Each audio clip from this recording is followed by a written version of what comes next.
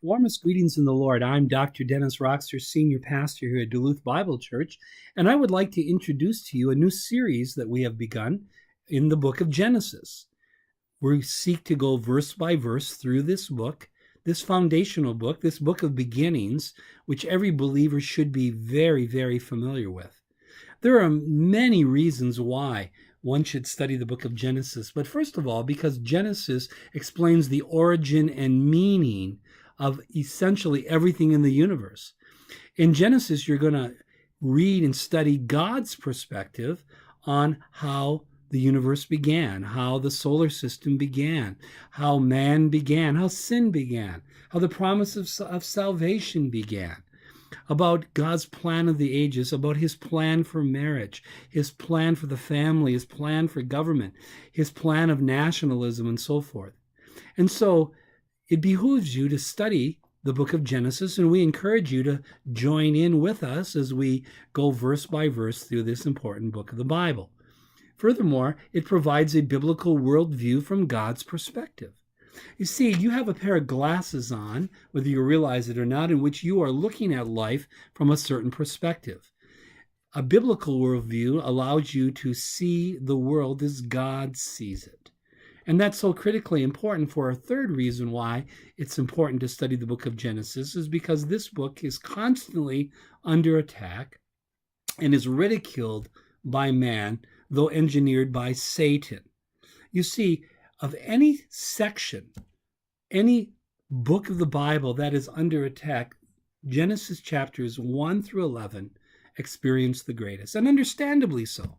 For Satan wants to destroy the foundations of our faith and to so twist someone's thinking that they will not arrive at biblical conclusions. And all the more reasons for Christians and those who have put their faith in Jesus Christ to be firmly grounded in the faith. And not only for ourselves, but for our children and for the next generation.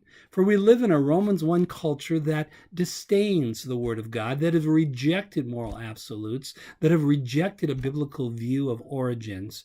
And as a result, we do need to have our armor on, and we need to communicate these truths, because there are many souls that are out there that truly are looking for answers. They're being drawn by the Lord, as it were, seeking to find truth, but so often looking in all the wrong places. Furthermore, we should study the book of Genesis because it's referred to by New Testament writers at least 165 times as they understood the book of Genesis.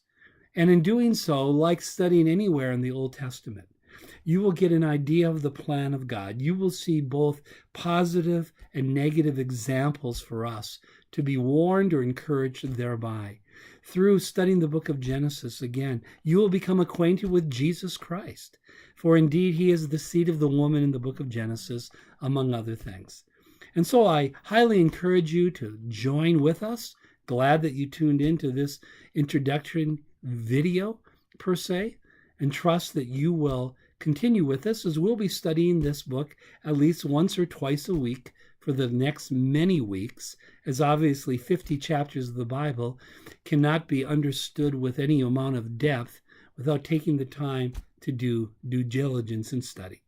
So glad that you joined us, and hope that you will be greatly informed and encouraged as we study Genesis, the book of beginnings.